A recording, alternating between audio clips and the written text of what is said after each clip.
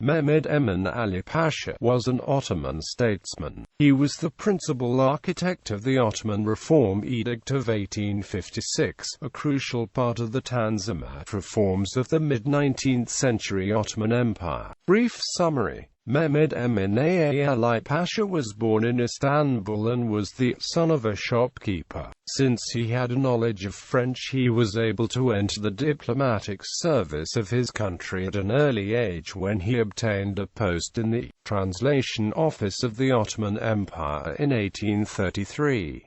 He then became the Secretary of Legation in Turkey and then the Secretary of the Embassy in Vienna. In 1840 he became the Minister of Foreign Affairs for a short time, before serving as Ambassador to Great Britain in London, and again Minister of Foreign Affairs under Kaka Mustafa Aali Pasha in 1846.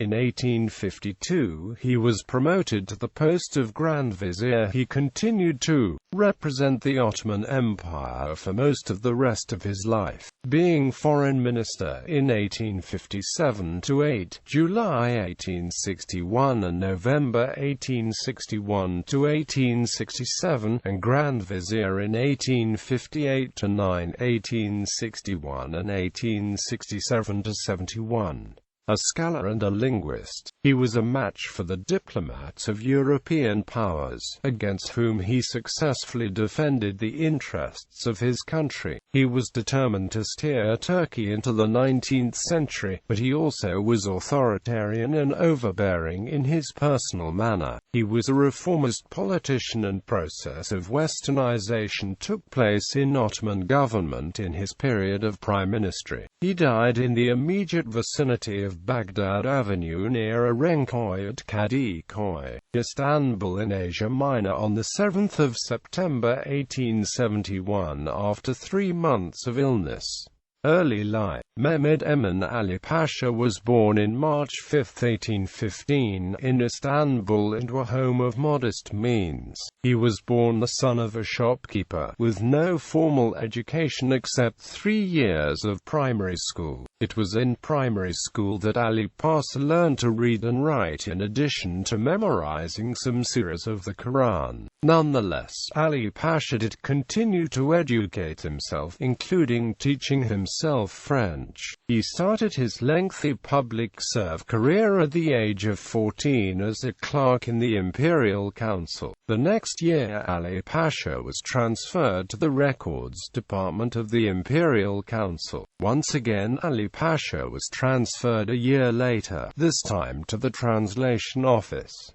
Translation Office. The Translation Office was set up in response to Greek independence. This was due to the fact that, prior to Greek independence, many Greeks had acted as translators in government business. Consequently, the Greek uprising for independence resulted in an exodus of the Greek translators working for the government and left a demand for translators. In addition, internal affairs, including the defeat of Ottoman armies at the hand of the Egyptians and the Treaty of Hunkasklizi with the Russians, diplomacy became more important. Such developments not only led to growth within the Translation Office, but also to higher scrutiny of the Translation Office, and it increased salaries. The job, however, didn't just improve Aali Pasha's lot in life, it also impacted his future policies. For instance, Aali Pasha and others in the Translation Office, such as Aali Pasha's future partner in reform, Mehmed Fuad Pasha, got needed experience in the world of diplomacy through the work of translation in that very field. This exposure to the diplomatic realm distanced Mehmed Emin Aali Pasha from the values of traditional Ottoman society, while at the same time developed within him the values of a rational bureaucrat.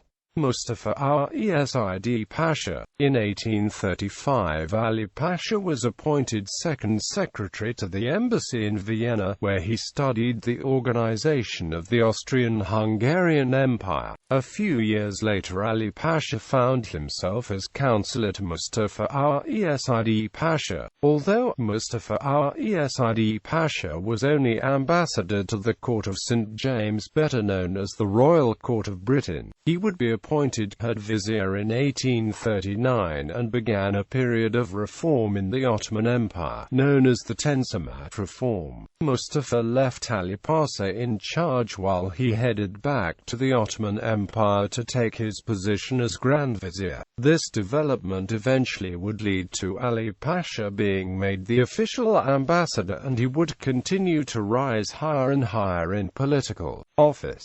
The Crimean War. In 1854, during the Crimean War, Ali Pasha was recalled from retirement in order to take the portfolio of foreign affairs for a second time under Reshid Pasha, and in this capacity took part in 1855 in the Conference of Vienna. In 1855 he again became the Grand Vizier for 1 year, an office he filled no less than 5 times. In that role he represented the Porte at the Congress of Paris in 1856 and signed the peace treaty that ended the Crimean War. Ali Pasha as an ambassador. In 1846, Mehmed Emin Aali Pasha was made Minister of Foreign Affairs under Mustafa Pasha, which is no surprise given his well-honed skill in diplomacy. Sultan Abdulaziz, who often clashed with Ali Pasha over the powers of the Grand Vizier, admitted that he couldn't replace such a man so recognized in Europe. It was during his role as ambassador that Ali Pasha promoted friendship with England and France, as well as incorporating Western practices into the Ottoman Empire. For example, based on his experience of the education system of Europe, Ali Pasha came up with the Galatasaray High School, where children of minority religions would be taught amongst Muslim students. This was done so that people of other religions would cease to see the Turks as enemies. Ali Pasha's responsibilities and recognition increased further when he was chosen as lead delegate for the peace talks. While being appointed Grand Vizier again in the 1855 Congress of Vienna, following the Crimean War, it was there that he formatted a peace settlement that included the Ottoman Empire into the concert of Europe, a balance of power among European nations, and that the other powers of the concert of Europe would respect the territories of the Ottoman Empire and its independence. Subsequently, it was altered somewhat and incorporated into Article 7 of the 1856 Treaty of Paris. Edict of 1856. Although the intervention of England, France, and Sardinia in the Crimean War, in addition to the Treaty of Paris in 1856, saved the Ottoman Empire from Russia, the Ottoman Empire was now facing external pressure from its saviors to treat all the citizens equally regardless of religion. In response, Grand Vizier Ali Pasha formulated the Hatay-Humayun Reform Edict of 1856. This promised equality to everyone in front of the law, opened civil offices to all subjects, guaranteed the security of life and property of non-Muslims, and promised no one would be forced to change their religion. As a result, there was an increase of Christian missionaries in the Ottoman Empire. This created a concern that Muslims would convert to Christianity and get out of military service. In response to this fear, the Ottoman Empire ended up making a policy that conversion would not be allowed. In short, converts to Christianity could be arrested and punished. The new freedoms also were unpopular with some non-Muslim members of the Ottoman population. Christian subjects, for instance, were angry for being put on the same level as Jews. Family. His son was Qasim Amin, from one of his several wives. Ali Pasha versus the opposition. Ali Pasha constantly battled the Sultan on the powers of the Grand Vizier during his time in office. He not only insisted that the Sultan defer to him for ministerial appointments, but also secretaries and even attendants. Ali Pasha was also known to remove those with whom he disagreed politically, such as the Young Ottomans. The Young Ottoman disagreed vehemently with the Tanzimat reform reform and saw it as pandering to the demands of Europe at the expense of Sharia law. Ali Pasha, on the other hand, wanted the fusion of all subjects by providing equal opportunities in education and public office, with the end result being that Christians no longer would see themselves as oppressed by the Ottoman state, therefore leading to a more stable empire. This idea of fusion of Ottoman citizens was known as Ottomanism, and the young Ottomans didn't share this view, expressing the views through media like newspapers. Although the young Ottomans' opposition tactics were within the boundaries of Istanbul censorship, Ali Pasha nonetheless closed down the newspapers and banished them. Death and legacy. In 1871, Mehmed Emin Aali Pasha died at the age of 56.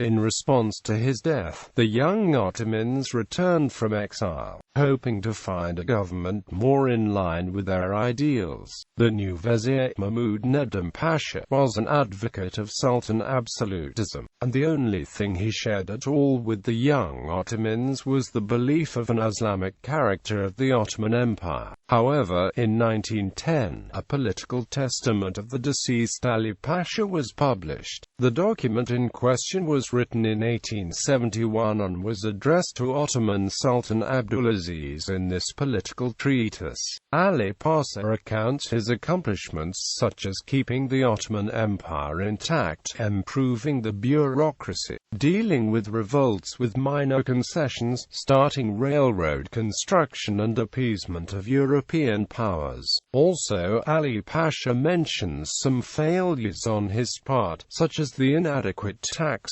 system, and goes on to give the Sultan advice for the future. Such advice includes maintaining religious freedom, accepting non-Muslims into the armed forces and civil service, as well as improving the tax system by employing controlled companies to collect taxes. Although some doubt exists as to the accuracy or authenticity of this document, it chronicles an outline of the accomplishments Ali Pasha performed during his service to the Ottoman Empire, including a vision for further reforms to develop a strong, united and fiscally sound Ottoman Empire.